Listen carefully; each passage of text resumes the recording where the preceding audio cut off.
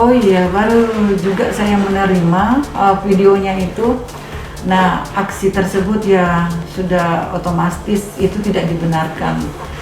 Dan lokasinya juga sepertinya di Petarani. Dan ini sangat membahayakan baik dirinya sendiri maupun pengguna jalan orang lain. Dan terjadi malam hari. Iya. Itu Ibu ada siapa saja Bu pengendara itu yang bawa freestyle itu Bu, yang bawa motor siapa Ibu? Sudah teridentifikasi juga itu atau seperti kalau, apa?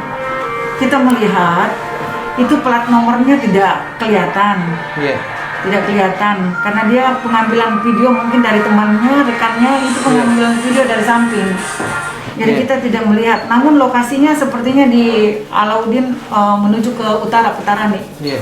Itu Ibu ada pengendara siapa Bu yang bawa motor itu? Ada perempuan Ibu, saya lihat itu seperti apa? Nah itu sepertinya kalau saya lihat, saya amati itu memang pengendara mungkin lagi kasmaran atau ini ya, pacaran, anak-anak muda. Yang jelas nanti kita akan selidiki mungkin kendaraannya. Kalau sudah diidentifikasi pasti kita akan tindak tegas. Kalau dilihat dari kendaraannya Ibu, apakah memang terdaftar bodong atau seperti apa ya kalau dari ciri-ciri yang kendaraannya tidak bodong, hanya saja saya lihat itu tidak ada platnya, tidak kelihatan. Tidak kelihatan. Iya.